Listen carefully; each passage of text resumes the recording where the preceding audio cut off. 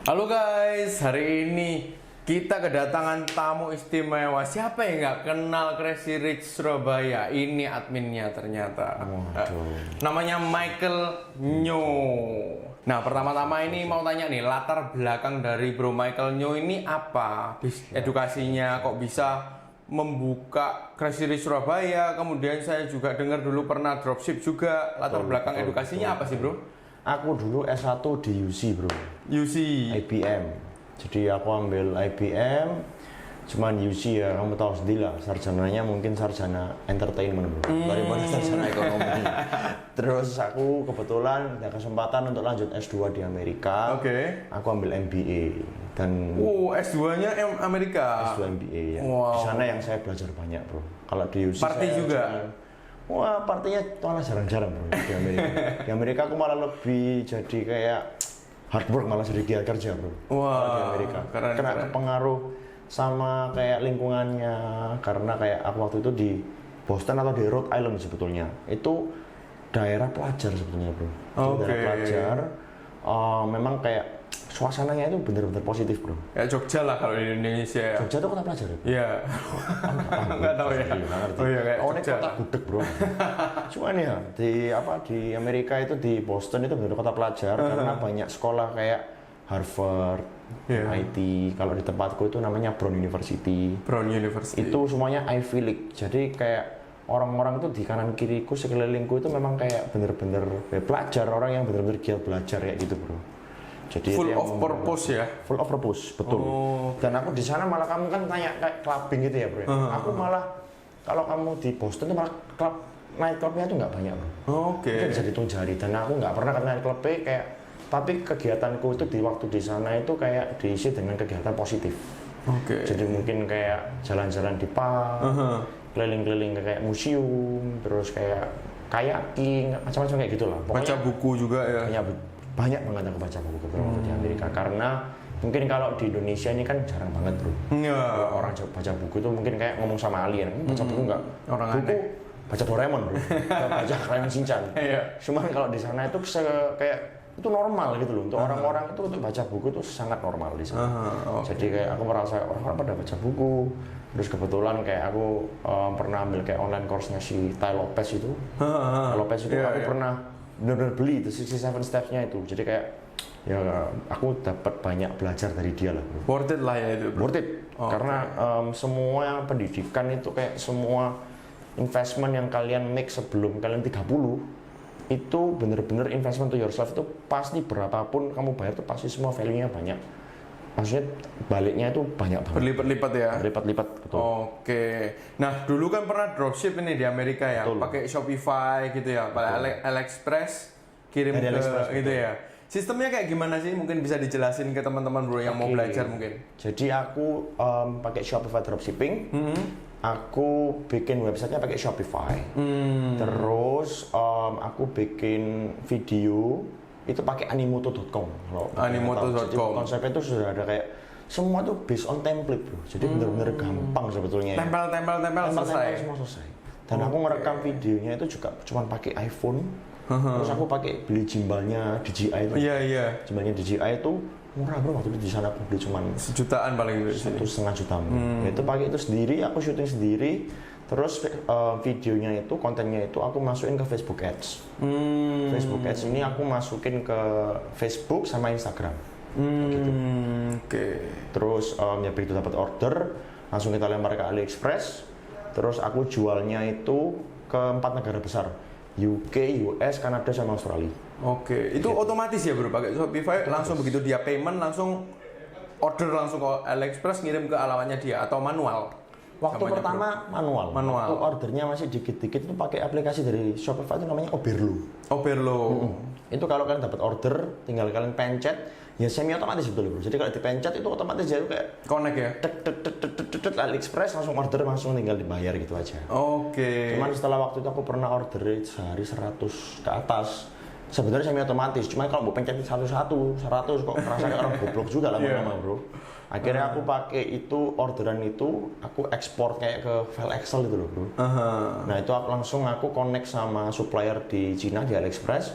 Aku langsung tembusin, langsung kayak message ke dia, bro aku bisa nggak tak ekspor orderku ini langsung pakai Excel aja, karena kalau satu-satu gini ya kayak redundant gitu loh. Iya, Terus kan ngapain? Bener. Jadi akhirnya aku ekspor file Excelnya, langsung aku email ke dia, udah dia yang handle semua, langsung keluar invoice-nya kurang lebih berapa, mungkin berapa ribu $, nggak aku bayar, udah barangnya dikirim langsung. Oh keren. Itu omsetnya rekor berapa bro setahun bro? Rekor waktu itu sebulan. Oh sebulan. Sebulan itu 55.000. 55.000 omset. 55.000. Profit 30%? 10 sampai 15%. 15 sampai 20% tergantung. Wow, berarti sekitar $10.000 ya? $10 betul. Sebulan. Sebulan. Dan itu bisa jalan setahun, 2 tahun bisa bro? Waktu itu jadi kendala yang aku dapetin adalah setelah aku jalan kurang lebih 1 bulan hampir 2 bulan, itu Shopify itu minta kayak dokumen-dokumen ke aku.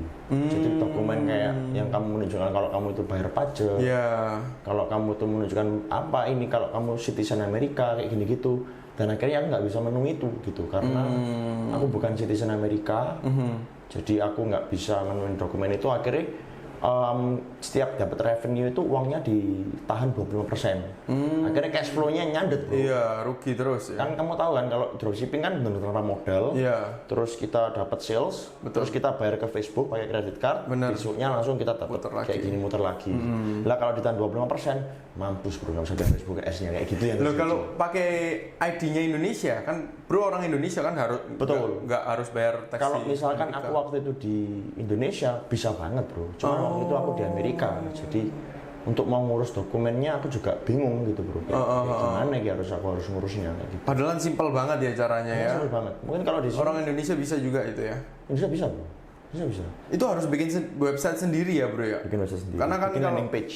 Nah itu kan susah untuk membawa traffic ke sana, harus ads itu tadi berarti ya. Betul. Kalau sekarang orang-orang pakai marketplace bisa nggak connect langsung bro?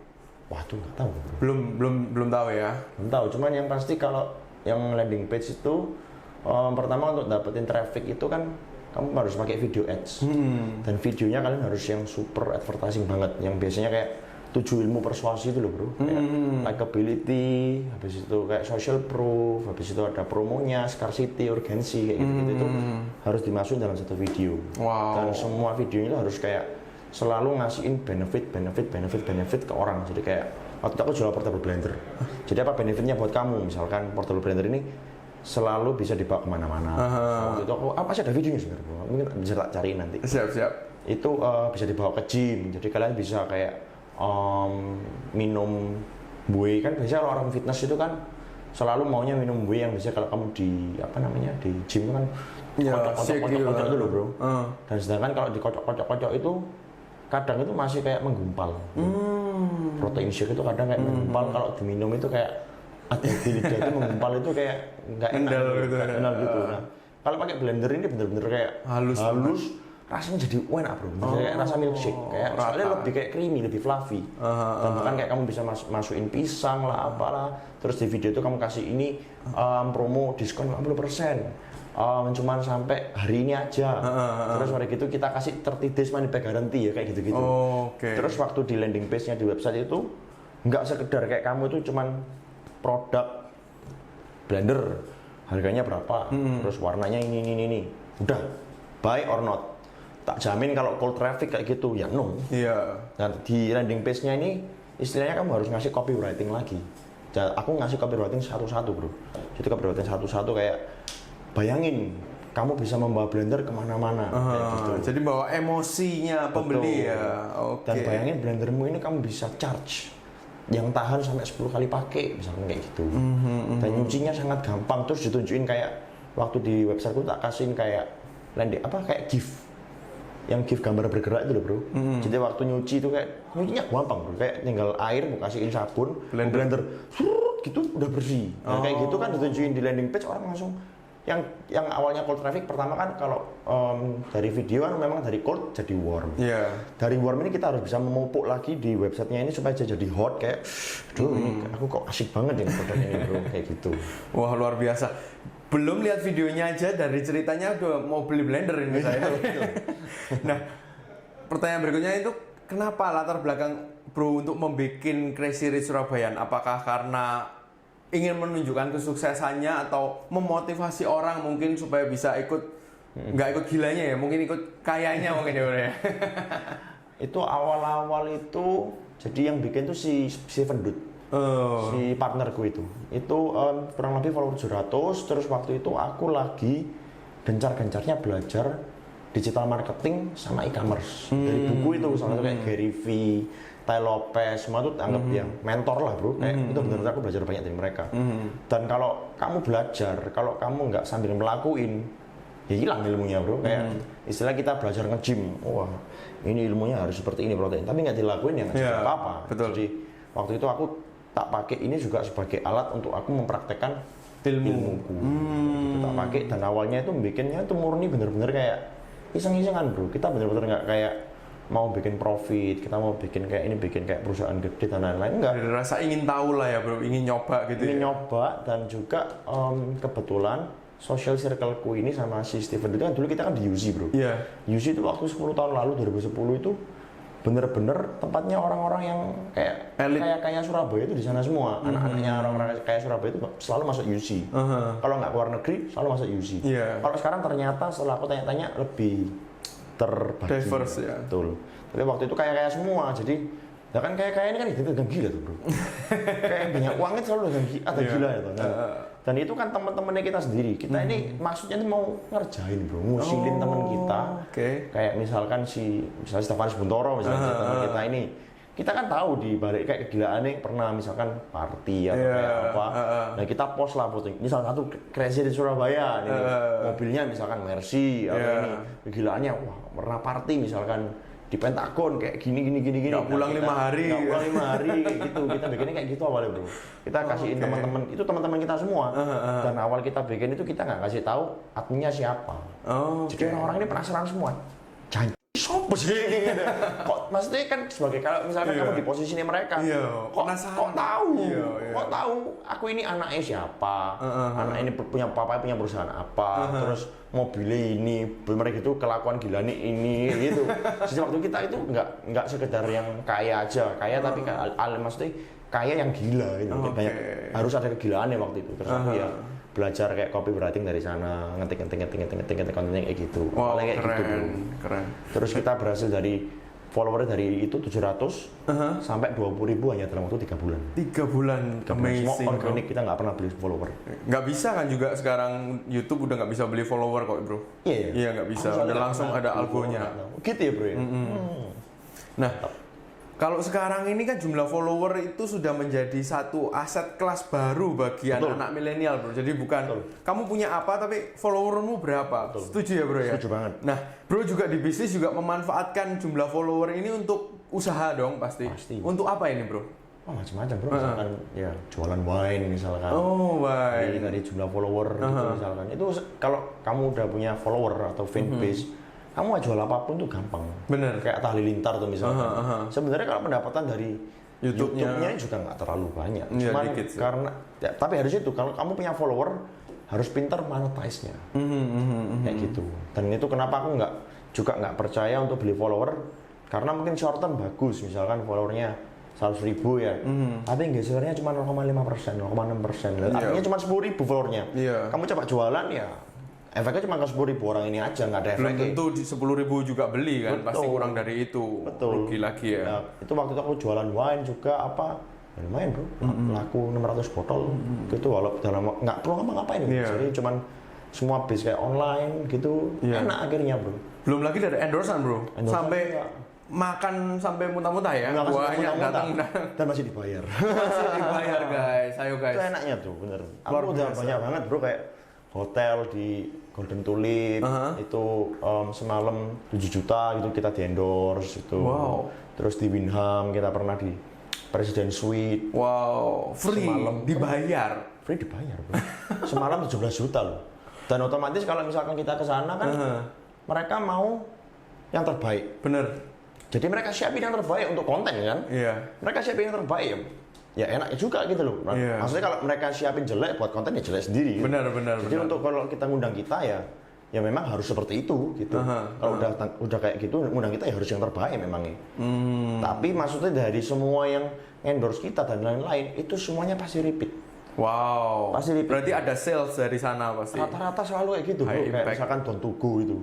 Don Tugo itu kan temanku sendiri. Itu sehari itu biasanya laku mungkin sekitar 100 porsi. Nah waktu itu setelah kita post di Crazy Rich, siang hari baru setengah hari udah 100 porsi bro. Langsung dia sampai post di kayak di Instagramnya kayak hashtag Crazy Rich Effect kayak gitu. Benernya juga membantu orang gitu loh. Membantu sama juga gitu. Nah bro ini aku dengar kan sudah senior di dunia pergoesan nih, jadi sepedaan ya. Tak senior loh, masih banyak yang lebih senior bro. Sepedanya aja berapa ratus juta ya? Iya, cuman banyak bro yang gila bro di Surabaya. Lebih gila ya? Aku nggak nyebutin aku senior lah. Cuman ya udah jauh, sempat jauh. Nah kalau bro lihat kondisi sekarang ini, apakah sepeda itu akan menjadi monkey bisnis yang seperti kita tahu Lohan, Gelombang Cinta, Batu Akik ya? Pasti kayak gitu bro. Pasti akan gitu. Berarti ada oknum di belakang ini yang menggerakkan harga dan menggoreng hingga harga seperti itu. Brompton itu. Brompton ini aku udah dengar dari teman-teman Brompton bahwa Agustus ini dari Brompton Londonnya udah ada di stok. Jadi sekarang ini kenapa kok digoreng-goreng? Satu ya karena PSBB, kita nggak boleh keluar. Gitu. Tapi kan manusia ini kan pada dasarnya kan kepingin aktif bro, kepingin olahraga, kepingin sosial. Satu-satunya cara untuk tetap bisa aman ya, kalau gym kan, waduh, parah bro. Iya. Bisa tempat penularan corona terbesar sedunia bisa bro. Iya, soalnya kan kita kan kalau gym kan biasa dibantuin bro, dari teman gini, terus kita kan gitu bayangin sendiri, mau olahraga di gym malah mampus bro. Ya kalau kalau sepedaan kan tetap bisa kita berolahraga, tetap bisa sosial sama orang-orang juga sama teman kita yang misalkan nggak kena corona ya kayak gitu. Orang itu pada dasarnya pengen aktif dan pengen olahraga. Satunya itu ya kayak sepeda, kalian bisa jalan-jalan, sama bisa bakar kalori pada saat yang sama kayak gitu. Makanya orang itu juga terus lihat-lihat orang-orang pada goes, dan sebenarnya goes itu asik bro, goes asik. Cuman Brompton ini stoknya itu nggak ada bro. Stoknya nggak ada, jadi demand-nya tinggi banget. Demand-nya tinggi banget. Orang-orang ini Brompton karena barangnya kosong dan memangnya limited, dijual misalkan. Demand supply lah bro, hukum ekonomi bro. Semakin demand naik kan supply semakin naik juga. Selalu ngikutin. Cuma nanti pada saatnya juga waktu Agustus ini dibilangin dari stok barangnya bakalan banyak. Jadi dari masukan teman-teman Brompton yang info-info ini, Brompton ini udah harganya udah mentok, nggak bisa digoreng lagi. Gitu. Jadi hati-hati yang sekarang lagi nyetok atau nyimpen barang, nimbun itu hati-hati, bentar lagi mau banjir. Kayak masker barusan ini ya bro ya, 300.000, 200.000, sekarang under 100.000 sudah ya? Udah ya bro ya? Sudah under 100.000.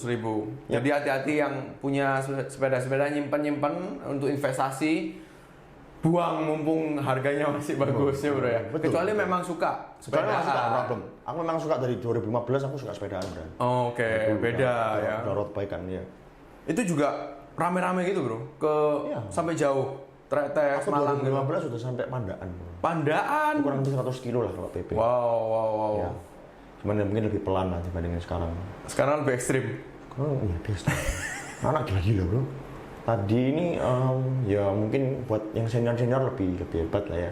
Cuma tadi kita dari Citraland ke Pakuan City aku sendirian bro. Wow. Aku sendirian. Itu waktunya cuma 40 menit. Itu average speednya 30 km per jam. Gila sih bro. Kalau mau average 30 km per jam itu berarti kurang lebih speednya harus 35, 40 kayak gitu. Wow. Jadi menurutku sampai lawan mobil pun mungkin aku bisa lebih cepat bro. Kalau kamu dari barat kan ke timur kan mungkin kurang lebih kan naik mobil 1 jam. Iya 1 jam. Ya, aku ini nggak nabrak setropan terus. 5 menit lah tadi. Stopan sikat. terus average 30 lumayan.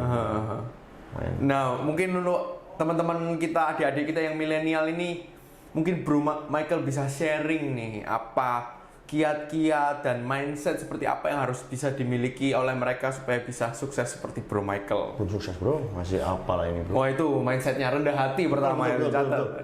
Harus pernah merasa kalian kayak penuh itu, selalu gelas kosong kan bro. Oh gelas kosong ya. Selalu merasa kalian ini bukan apa-apa, jadi kalian tetap mau belajar, jangan merasa pinter.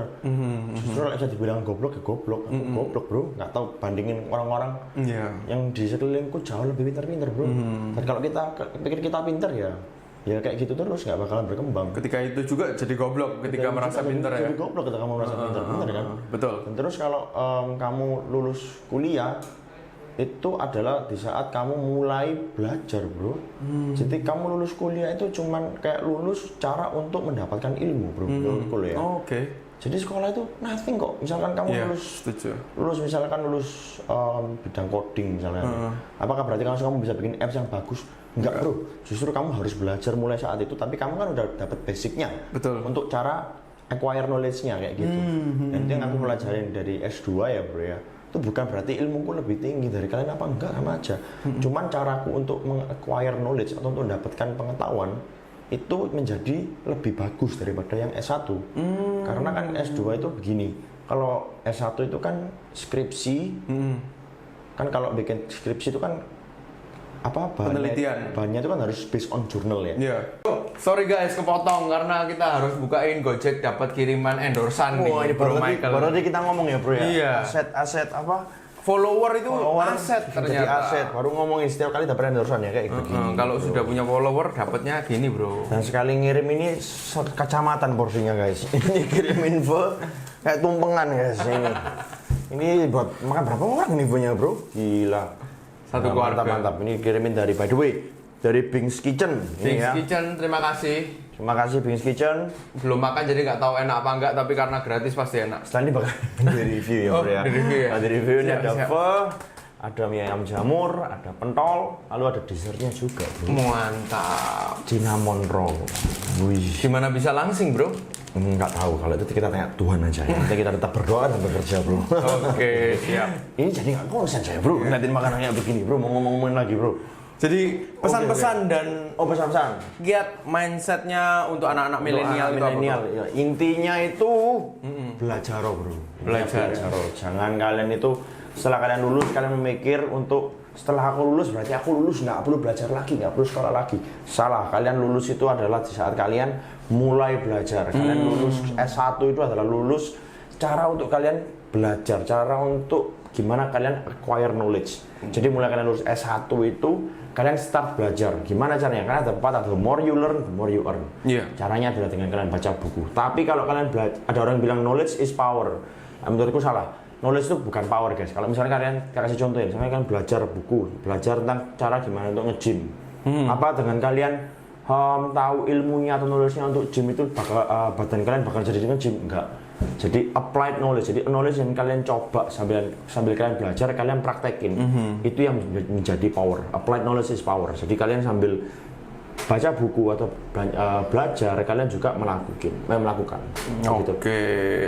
Oh, dan itu baca buku tadi, bro. Jadi kita ngomong kepotong soalnya. Baca Iya. buku, tips baca buku. Aku saranin untuk baca 3 hal, 3 macam buku. Yang pertama itu buku tentang mindset. Jadi buku klasik yang dari 100 tahun lalu tetap sampai sekarang bestseller. Berarti itu terbukti buku itu memang sudah relevan untuk zaman dulu maupun untuk zaman sekarang. Contohnya Think and Grow Rich by Napoleon Hill. Kalian baca banget. Terus How to Win Friends and Influence People by Dale Carnegie yang tadi aku bilang itu.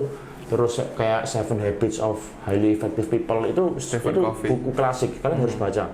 Bahkan kayak yang How to Win Friends and Influence People, si Dale Carnegie, Warren Buffett itu pernah ngomong ya, dia itu pernah ambil kursusnya si Dale Carnegie. Dan dia ngomong sampai sekarang kalau misalkan, by the way, Warren Buffett itu orang terkaya nomor 3 bagi yang nggak tahu. Dia ngomong kalau misalkan dia nggak ambil kursus ini, dia nggak bakalan jadi orang yang sukses sekarang. Karena dia itu orangnya kayak tipe praktikal, tipe orang yang suka kayak intelektual baca, tapi kurang pintar social skillnya. Kayak public speaking, kayak kalian pitch ke investor itu kalian dia nggak bisa. Dan dia ambil kursus itu kalian belajari kayak gitu. Lalu setelah buku mindset, buku how to.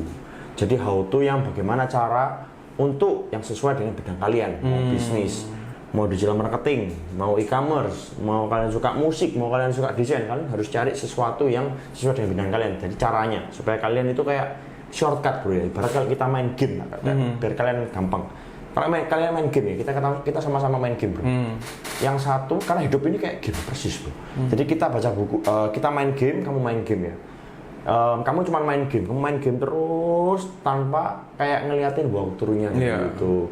Tanpa ngeliatin tipsnya dari YouTube, guide-nya. Nah, aku main game, tapi aku kayak ngeliatin guide-nya, ngeliatin walkthrough-nya, ngeliatin tipsnya. Dibandingkan dengan orang yang cuma main game terus, ya mungkin pada suatu saat nanti dia yang tanpa baca buku, tanpa baca guide itu bakalan ngerti. Tapi lama banget dan takes kayak a lot of time gitu loh. Yeah. Ngapain kalau kalian bisa shortcut, nggak pakai shortcut aja, dan buku atau yang sekarang lebih enak lagi, bisa dari YouTube, Iya. bisa dari podcast, dari podcastnya dia ini contohnya dari YouTube-nya dia. Subscribe guys. Itu subscribe guys. Itu shortcut gitu loh. Jadi kalian sambil main game atau kalian hidup ini sambil kalian belajarin caranya dari orang-orang yang udah pernah ngelakuin. Kayak gitu. Lalu buku yang terakhir adalah buku biografi guys. Jadi kayak bukunya Ray Kroc, yang bukunya McDonald itu, buku Shoe Dog, bukunya Phil Knight itu CEO-nya Nike. Itu CEO-nya Nike ini orang yang agak introvert bro. Jadi kurang banyak yang tahu ceritanya tentang dia ini gimana kok bisa sukses membuat Nike. Tapi dia itu natural storyteller ternyata orangnya. Bukunya tuh sangat bagus banget. Itu salah satu favoritnya bukunya Bill Gates di tahun 2019 kan, 2012. Pokoknya bukunya bagus banget. Jadi contohnya kayak gitu, buku biografi. Jadi dengan itu kalian bisa terinspirasi dan kalian bisa termotivasi kayak, oh orang ini bisa sukses, caranya kayak gini. Orang ini bisa sukses, kok kenapa aku nggak sama-sama makan nasi? Jadi bisa ada kayak inspirasinya. 3 buku tadi, mindset, how to, sama Biografi. Biografi. Oke, luar biasa banget sharingnya. Terima kasih banyak Bro Michael atas waktunya dan knowledge-nya yang dibagikan untuk teman-teman kita, adik-adik milenial, supaya bisa menjadi sukses seperti Bro Michael. Oke, sampai di sini dulu. Jangan lupa subscribe dan ikuti juga Instagramnya Bro Michael. @crazyrichsurabayans. Crazy Rich Surabaya nanti ada di sini. Oke, salam sukses kaya raya guys. Bye. Siap. Ini dapat endorsean ya? Endorsean. Mau lihat endorseannya kayak gimana? Nih. Buat ngasih makan sakuran, info kayak gini bro.